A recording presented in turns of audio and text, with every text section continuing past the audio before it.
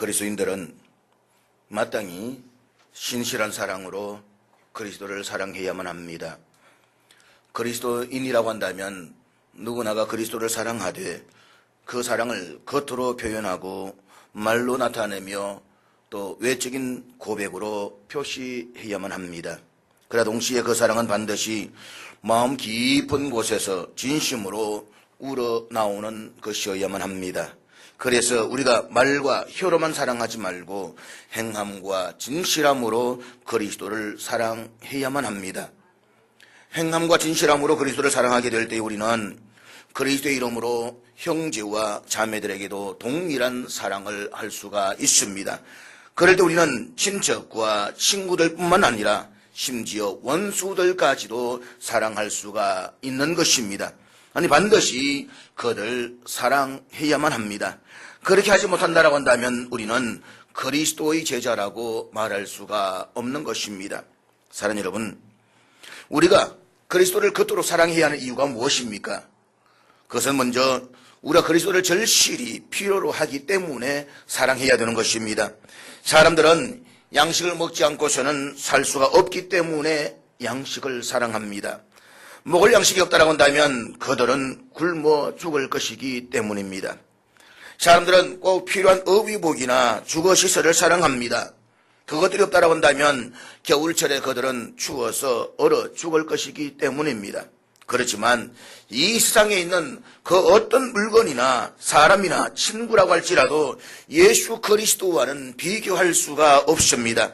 예수 그리스도는 우리 영혼에 절대적으로 필요하신 존재이십니다. 그분은 내 영혼을 소생시키시며 의의 길로 인도하십니다. 그분은 내 영혼을 푸른 풀밭에 누이시며 쉴만한 물가로 인도하십니다. 그분만이 나를 저 영원한 천국으로 인도하실 수가 있는 것입니다. 뿐만 아니라 우리가 예수 그리스도를 사랑해야 하는 이유는 그리스도께서 먼저 우리를 사랑하셨기 때문입니다. 우리는 본래 죄 속에서 뒹굴던 사람들이었습니다. 그럼에도 불구하고 그리스도께서는 우리가 죄 속에서 뒹굴고 있을 때에 우리를 사랑해 주셨습니다. 그리고 우리가 더러워진 영혼을 자신의 피로 깨끗하게 씻어 주셨습니다. 예수 그리스도께서는 당신의 사람들이 병들거나 슬픔에 잠겨 있을 때에 사랑해 주셨습니다. 잘 될 때 사랑하는 것이 아니라 힘들고 어려울 때에 사랑해 주셨습니다. 그렇기 때문에 그분은 우리의 참된 위로자이십니다. 그리스도께서는 당신의 사람들이 가난하고 궁핍할 때에도 사랑해 주셨습니다. 그렇기 때문에 그분은 우리의 진정한 구원자이십니다. 그리스도는 당신의 사람들이 이 세상 살아가는 동안 그들 한결같은 마음으로 사랑해 주십니다. 그분은 우리들의 영혼의 생명이십니다. 그리스도는 당신의 사람들이 이 세상을 떠나갈 때에도 사랑해 주십니다. 그래서 예수 그리스도는 우리가 안심하고 믿을 수 있는 유일한 분이십니다. 그분은 우리가 죽은 이후에도 변함없이 사랑해 주십니다. 그렇기 때문에 우리는 이 예수 그리스도를 죽도록 사랑하지 않을 수가 없는 것입니다. 그런데 여러분, 그럼에도 불구하고 그리스도를 사랑할 수 없는 사람들이 있습니다. 그저 이름뿐인 그리스도인들은 결코 그리스도를 사랑할 수가 없습니다. 문제는 오늘 교회 안에 이름뿐인 명목상의 그리스도인들이 엄청나게 많이 존재하고 있다는 것입니다. 이 사람들은 스스로 자신들이 그리스도인이라고 자부하며 그리스도 이름으로 세례도 받았습니다. 그리스도 이름으로 직분도 받았습니다. 그리스도 이름으로 일도 하고 있습니다. 그렇지만 이 사람들에게서는 그리스도를 향한 사랑을 전혀 찾아볼 수가 없습니다. 이들 사람들은 그리스도의 이름을 가지고는 있지만 그리스도를 사랑하지 않습니다. 어떤 사람이 그리스도를 사랑하지 않는 것입니까? 어떤 사람이 그리스도를 사랑할 수가 없는 것입니까? 경건을 조롱하고 성도나 경건한 사람들의 이름을 비우는 사람들은 결코 그리스도를 사랑할 수가 없습니다. 불행하게도 오늘 우리 주위에 보게 되면 이런 사람 의외로 많이 있다는 것입니다. 내가 예수를 믿음에도 불구하고 자칭 그리스도인이라고 말하면서도 경건하게 신앙생활을 하려고 하는 성도들을 비웃고 조롱하는 사람들이 얼마나 많이 있습니까? 꼭 그렇게 믿어야 되느냐고, 꼭 그렇게 기도해야 되느냐고, 꼭 그렇게 살아야 되느냐라고 오히려 믿지 않는 사람들보다 더 믿는 사람들 입에서 정죄하고 비난하는 일들이 얼마나 많이 있습니까? 그러나 기억하십시오. 성도들의 모든 거룩함은 예수 그리스도로부터 나온 것입니다. 그럼에도 불구하고 예수 그리스도와 또 그를 닮아가려고 애쓰는 사람들을 비난하고 조롱하는 사람들이 어떻게 예수 그리스도를 사랑할 수가 있겠습니까? 그러므로 우리는 스스로 경건함을 사모하며 그리스도 안에서 경건한 사람들을 존경할 줄 알아야만 합니다. 그리고 이름뿐인 명목상의 그리스도인이 아니라 몸과 마음과 뜻을 다해서 행함과 진실함으로 그리스도를 사랑해야만 합니다. 그렇게 할 때 우리는 자연스럽게 형제와 이웃을 사랑할 수가 있습니다. 원수들까지도 그리스도의 이름으로 사랑할 수가 있는 것입니다. 그것이 빌레몬스가 오늘 우리에게 도전을 주고 있는 교훈이라고 말할 수가 있습니다. 지난주에 살펴보았듯이 바울은 오네시모를 원래의 주인이었던 빌레몬에게 돌려보내기로 합니다. 바울은 그것이 아주 지극히 당연한 그리스도인의 예절로 생각했다는 것입니다. 옛말에 가까울수록 예의를 지켜라 라는 말이 있습니다. 그렇지만 우리는 가깝다는 이유 때문에 무례하게 행동할 때가 얼마나 많이 있습니까? 우리가 서로 그리스도인이라는 사실 때문에 때때로 예의를 지키지 않을 때가 얼마나 많이 있습니까? 너무 쉽게 말하고 너무 쉽게 판단하고 너무 쉽게 행동하는 일들 말입니다. 그래서 당연히 할 수 있는 거지 뭐 그까지 끝까지고 라고 이야기할 때가 얼마나 많이 있습니까? 때때로 우리 말 가운데서 너무 쉽게 하는 말 가운데 하는 건 뭐냐? 편안했어. 편했어라는 이야기입니다. 너무 편해서 쉽게 말을 던지고 너무 편해서 쉽게 행동하고 너무 편해서 쉽게 판단함으로 말미암아서 상처 주는 일들이 얼마나 많이 있습니까? 그러나 바울을 보십시오. 바울은 당연히 오네시모를 자신 곁에 두고 설 수가 있었습니다. 사실 빌레몬에게 허락을 받지 않아도 될 만한 상황이었습니다. 그러나 바울은 빌레몬에게 철저한 예의를 지키고 있는 모습을 우리는 이 본문을 통해서 볼 수가 있는 것입니다. 사랑하는 여러분, 우리는 때때로 신앙이란 이름 아래에서 그리스도인으로서 마땅히 지켜야 할 예절을 무시할 때가 얼마나 많이 있었습니까? 그러나 바울은 그렇게 하지가 않았습니다.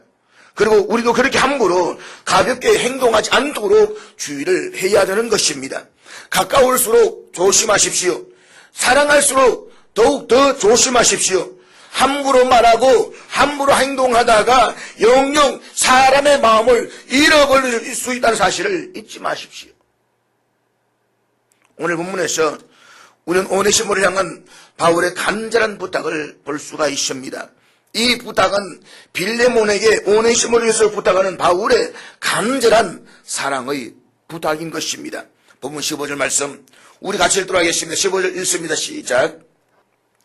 공동번역에서는 이렇게 번역하고 있습니다. 그가 잠시 동안 그대에게서 떨어져 있었던 것은 아마 그를 영원히 그대의 사람으로 만드시려는 하나님의 섭리인지도 모릅니다. 지금 사도 바울은 여기에 하나님의 섭리가 있다는 사실을 빌레몬에게 설득시키고 있습니다. 다시 말해서 오네시모가 도망하여서 빌레몬을 숨기는 자리에서 잠시 떠나게 되었던 것은 이로 인해서 영원히 빌레몬의 사람으로 만드시려는 하나님의 섭리일 것이라고 말입니다. 이 말이 어떤 이야기입니까? 오네시모가 빌레몬의 집에서 도망을 치기 전에 오네시모와 빌레몬의 관계는 주인과 종의 관계였습니다. 그 관계는 시간적으로 일신관계 지나지 않습니다. 오네시모가 죽어버리면 그는 더 이상 종으로 남아있지 않을 것입니다. 사람들은 지상의 일신관계를 영원한 관계로 고집하려는 무서운 편견이 있습니다. 그러나 그것은 모두가 다 일시적인 관계에 불과한 것입니다. 그러나 이제 여러분과 제가 그리스도 안에서 함께 하나님을 섬기는 자녀가 되었을 때에 우리는 그리스도 안에서 모두가 다 형제 자매가 되었습니다. 이 관계는 그리스도의 사랑 안에서 맺어진 영원한 관계인 것입니다. 이 관계는 세상의 어떠한 세력이나 어떤 권세로도 끊을 수가 없는 것입니다. 우리가 다 그리스도 안에서 한 형제가 되고 자매가 되었을 때에 이 관계는 영원한 관계요, 저 천국에 갈 때까지도 영원히 끊을 수 없는 관계인 것입니다. 그리스도 안에서 하나가 된 형제 자매 관계는 영원하다는 사실, 여러분 이것을 잊지 마십시오. 도망한 오네시모가 예수를 믿고 다시 돌아왔을 때에 이 오네시모와 빌레몬의 관계는 이와 같이 그리스도 안에서 이제 영원한 형제의 관계가 되었다는 것입니다. 오네시모가 한때 빌레몬의 마음을 아프게 하고 떠났던 그 사실입니다. 그런데 그가 로마에서 바울을 만나서 그리스도의 제자가 되었습니다. 여기에는 선행하시는 하나님의 엄청난 섭리가 있었다라고 바울은 말씀하고 있는 것입니다. 옛날 골로새 마을에 같이 거하면서 생사고라가 함께하던 일시적인 관계가 아니라 주인과 노예와의 관계가 아니라 이제는 그리스도 안에서 영적으로 영원한 형제의 관계를 맺게 되었다 이 말인 것입니다. 그래서 본문 16절에서 말씀하고 있습니다. 16절 같이 읽겠습니다. 시작. 계속되는 17절 말씀 또 읽겠습니다. 17절 읽겠습니다. 시작. 그러므로 내가 나를 동력자라고 할진대 그를 영접하기를 내게 하듯 하고, 여기 16절과 17절 말씀에 중요한 말씀이 등장합니다. 종과 같이 대하지 아니하고 종 이상으로 곧 사랑받는 형제로 둘 자라. 그리고 동력자로 대하듯 하라. 지금 바울은 이전에 관계했던 종과 주인과의 관계로서가 아니라 그리스도 안에서 맺어진 사랑받는 형제로 받으라고 말씀을 하고 있습니다. 나아가서 동력자로 그를 영접하라고 말하고 있습니다. 동력자, 동등한 관계 말입니다. 사랑하는 여러분, 이 말이 얼마나 충격적인 메시지입니까? 오네시모와 빌레몬의 관계는 이전에는 반드시 분명히 주인과 종의 관계였습니다. 이 사실을 익히 알고 있을 사도 바울이 오네시모를 빌레몬에게 보내면서 이전에 그 종과 주인과의 관계가 아니라 형제의 관계로 받아들이라고 부탁을 하고 있습니다. 만약 여러분이 빌레몬이라고 한다면 어떻게 하실 것 같습니까? 신앙은 신앙이고 현실은 현실이지 아마 그렇게 치부하지 않겠습니까? 오네시모, 재산적으로나 심리적으로 주인에게 막대한 피해를 입히고 도망을 갔던 그가 어떻게 해서 로마에서 바울을 만나게 되었는지에 대해서는 자세히 알 길은 없습니다. 그러나 분명한 사실은 그가 바울에게서 복음을 듣고 그리스도인이 되었다는 것입니다. 그리고 이제 다시 주인에게로 돌아가는데 이제는 종의 신분으로 돌아가는 것이 아닙니다. 그런 옛 주인인 빌레몬과 같이 빌레몬이 섬기는 그 하나님, 빌레몬이 의지하시는 그 주님을 자기도 믿고 섬기고 있는 것입니다. 그래서 예수 안에서 같은 신자가 되어서 만나는 이 놀라운 관계, 여기서 분명히 하나님의 영광스러운 섭리라고 말할 수밖에 없는 것입니다. 그렇다면 이것은 또한 얼마나 놀랍고 아름다운 하나님의 섭리인 것입니까? 이렇게 해서 노예와 주인이라는 그 관계는 변하게 됩니다. 그래서 예수 안에서 형제라는 영광스러운 관계로 변하게 된다는 것입니다. 그런데 여러분, 여기서 바울이 이런 접근 방법을 사용하지 않았다는 사실을 우리는 주의해서 볼 수가 있습니다. 바울이 그 당시에 사회 문제와 정신 감각에 민감한 사람이었다고 한다면 아마 이렇게 말할 수 있었지 않겠습니까? 빌레몬이여, 노예 제도는 사회 악이다. 그것을 배이지 않은데 앞장서라. 사람을 붙잡아 두어서는 안 된다. 인간을 억압하고 착취해서는 안 된다. 노예를 해방시켜라. 그래 여러분, 바울이 그런 식으로 선과 악의 대결로 접근하고 있지 않다는 사실을 우리는 주목해서 볼 필요가 있습니다. 만약에 선과 악의 대결로 접근했다고 한다면 결국 빌레몬은 악의 대상이 되는 것이고 그 접근 상황은 오히려 상황을 더욱 악하게 만들고 말았을 것입니다. 오늘도 보면 소위 사회복음을 주장하는 사람들이 있습니다. 그들은 오늘의 구원을 주장을 합니다. 현실 사회 구조를 개혁하는 것을 통한 구원을 주장을 합니다. 그래서 개인의 구원이나 성경적인 삶보다도 정신 기독교를 앞세워서 순수한 기독교의 메시지를 왜곡시키려고 하고 있다는 것입니다. 만약에 이런 사람들 같다고 한다면 바울 같은 입장에서 아마 어떻게 접근했을 것 같습니까? 아마 오늘 그런 사람들이라고 한다면 이렇게 말했을 것입니다. 빌레몬이여 오네시모를 해방시켜라. 노예 제도는 사회의 악이다. 그러나 우리는 바울이 전혀 그런 식으로 접근한 흔적을 찾아볼 수가 없는 것입니다. 그리고 여기서 우리는 그리스도인들이 사회 문제를 해결하는 데 중요한 성경적인 원칙을 발견하게 되는 것입니다. 그것이 바로 복음적인 그리스도인들이 사회 문제를 해결하는 방법인 것입니다. 그것은 제도의 개혁에 있는 것이 아니라 인간의 개혁에 있다는 것입니다. 제도의 개혁은 인간의 개혁 이후에 일어날 부차적인 과제일 뿐인 것입니다. 문제는 제도에 있는 것이 아니라 사람에게 있습니다. 제도가 아무리 바뀌어도 사람이 변화되지 않을 때의 문제는 그대로 남아있을 수밖에 없는 것입니다. 아무리 우리가 교회 제도를 바꾸고 한국과의 정치 체제를 바꾸어도 그 체제를 잡고 있는 사람들이 변화되지 않는 한 인간의 문제는 그대로 남아있을 수밖에 없는 것입니다. 그런 의미에서 참으로 중요한 것은 사람입니다. 민주주의라는 제도는 사실 미국보다는 유럽이 훨씬 더 발달되어져 있습니다.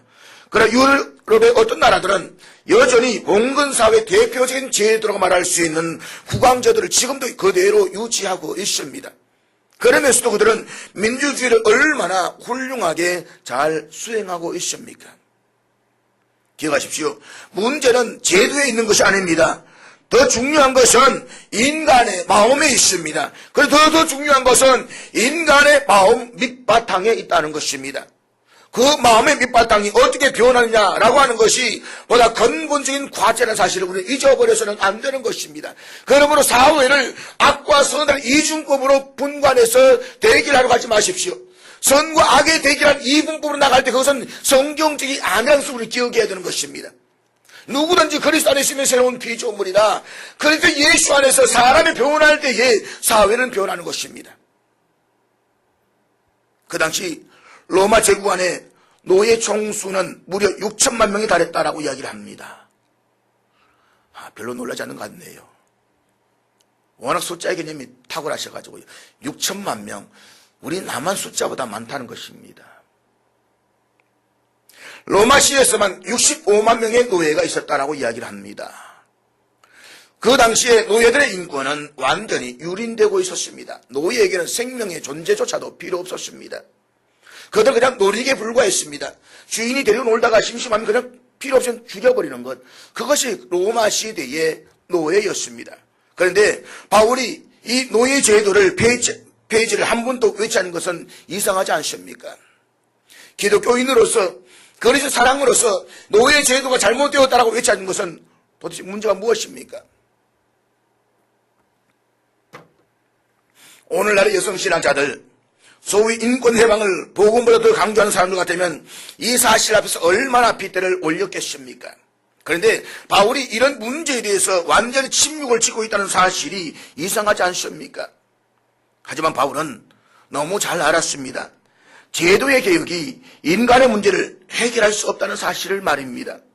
어떤 의미에서 구조적 개혁을 오늘의 유일한 희망으로 진단하는 것은 인간에 대한 피상적이요 허구적인 낙관에 불과한 것입니다. 그러나 바울은 소위 인간 해방이라는 인간의 기본 문제를 해결해 주기에는 인간 안에 너무나도 악한 부패성이 있다는 사실을 잘 알고 있었습니다. 그래서 그는 노예 제도를 폐지시켜라, 제도를 바꾸어라, 데모하라, 폭력을 사용하라, 무대를 바꾸어라 그렇게 외치지 않았습니다. 대신 조용히 오네시모에게 전도했습니다. 또 오네시모의 주인인 빌레몬에게도 전도했습니다. 그 결과 두 사람이 다 그리스도 안에서 한 형제가 되었습니다. 그리고 이 노예를 돌려보내면서 이렇게 말하고 있는 것입니다. 빌레몬이여, 이제는 노예가 아니다. 이제는 내 형제다. 빌레몬과 오네시모가 만나는 그 순간 그들은 인간이 만든 제도의 굴레를 뛰어넘어서 그리스도 안에 있는 놀라운 형제라는 새로운 각성을 가지고 두 사람이 다시 만날 수가 있었습니다. 이러면서 진정한 의미에서 인권이 회복되어지는 것입니다. 사실 그 당시에 그리스도인들은 혁명운동을 하지 않았습니다.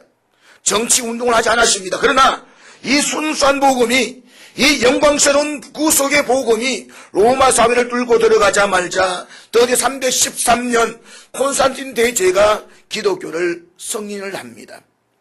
그들 끔찍하게 그리스도인들을 박해하고 핍박하던 로마가 기독교의 복음 앞에 완전히 두 손을 들고 항복을 선언했습니다.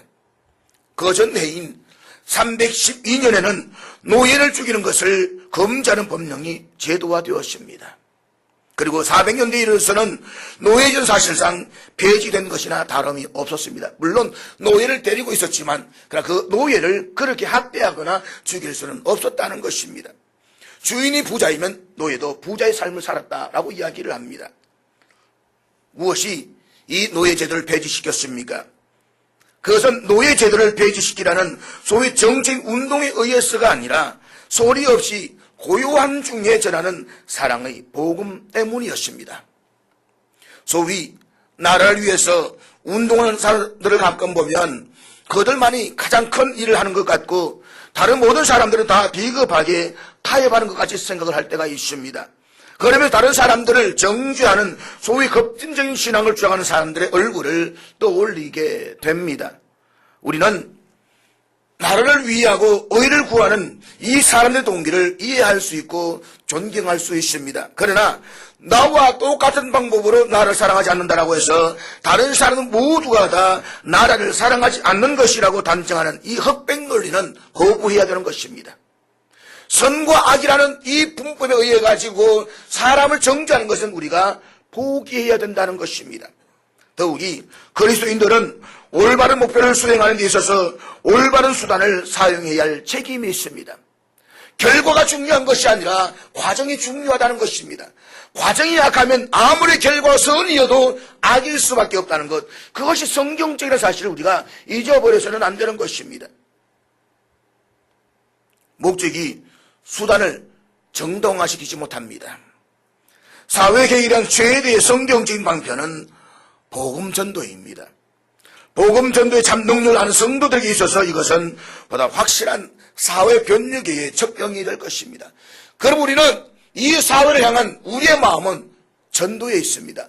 영혼을 사랑하는 마음에 있는 것입니다. 그럴 때에 그들이 그리스도인이 되고 그리스도인이 될 때 모두가 그리스도의 한 사랑이 될 때에 한 형제 자매가 될 때에 이 사회는 변화되기 시작하는 것입니다.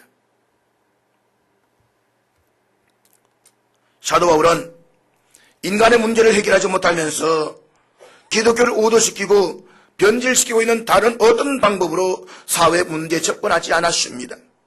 바울은 성경에 나타난 예수 그리스도 보혈의 복음, 이 순수한 복음만을 가지고 사람들의 영혼에 접근했습니다. 그런데 이 복음이 역사를 바꾸었습니다. 그리스를 바꾸고 로마를 바꾸고 유럽을 바꾸었다는 것입니다.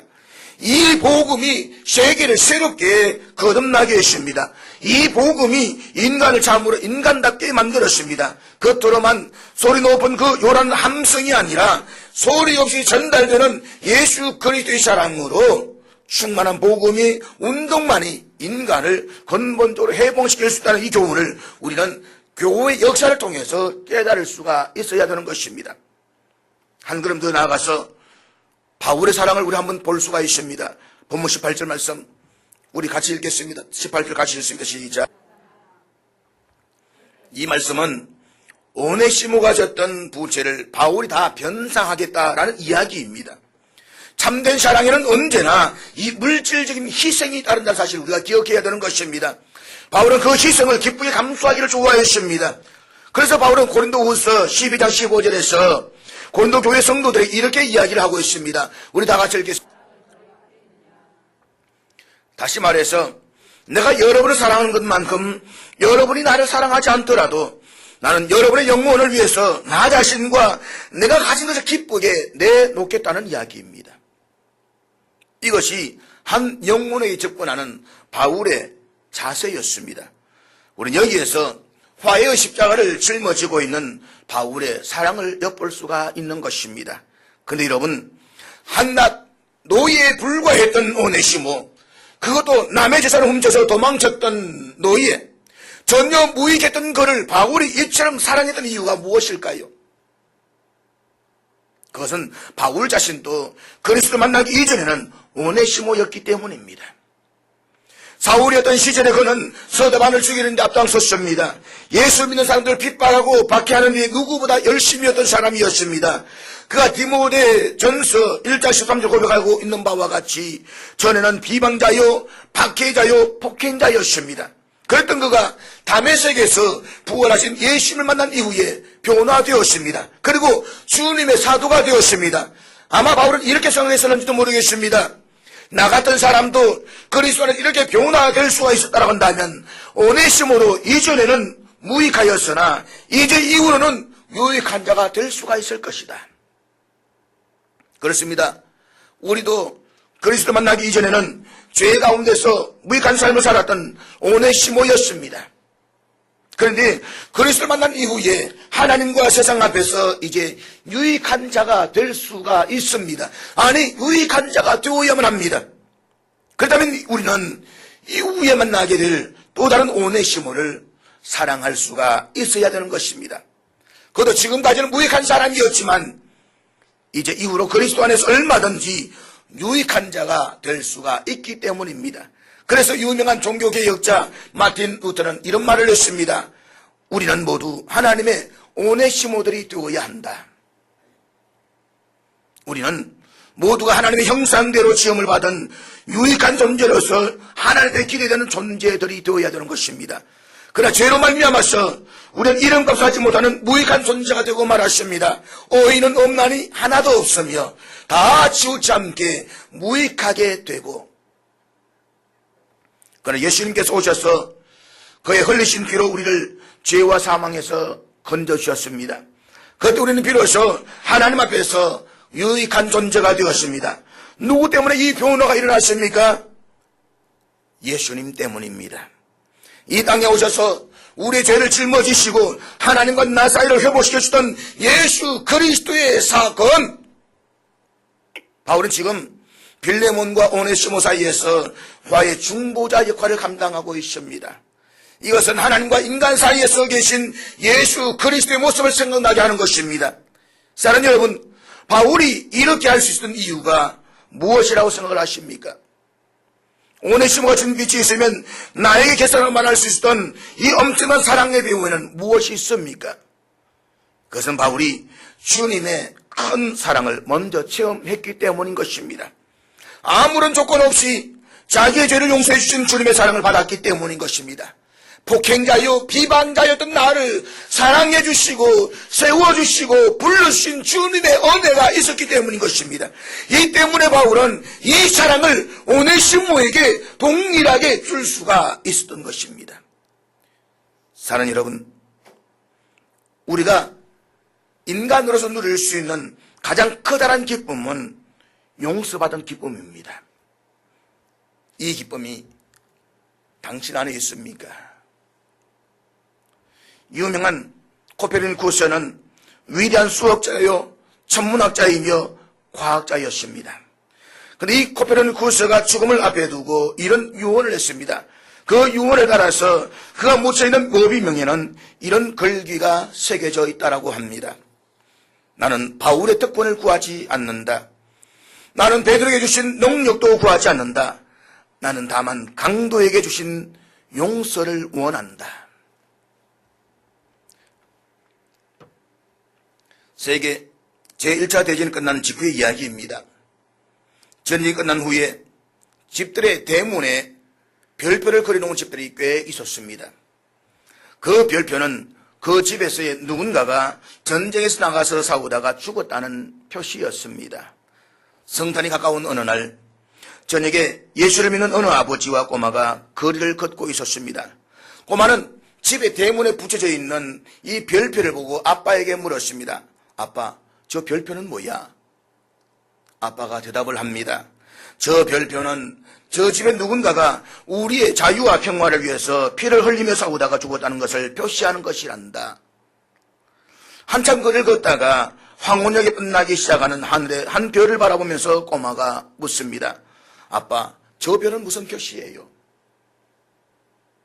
이때 신앙심이 깊은 아버지가 웃으면서 이렇게 대답을 합니다. 얘야, 저 별은 우리를 죄에서 해방시키시고 참 구원과 자유와 평화를 주시려고 주님께서 죽으신 것을 하나님께서 우리에게 말씀하시는 것 같구나. 참으로 아름다운 대화입니다. 예수 그리스도 그분이 이 땅에 오셔서 우리를 위해서 죽으셨기 때문에 우리에게 자유와 용서와 죄사함이 허락되었습니다. 또 바울의 놀라운 사랑의 삶이 우리의 삶이 될 수가 있는 것입니다. 그리고 여러분과 제가 그 주님에게서 감당할 수 없는 무조건적이고 가식 없는 사랑을 받았다라고 한다면 이제 우리가 이 사랑을 우리 주변에 있는 그 누군가에게 오네시모에게 베풀어야 할 차례인 것입니다. 바울이 오네시모를 사랑한 것처럼 말입니다.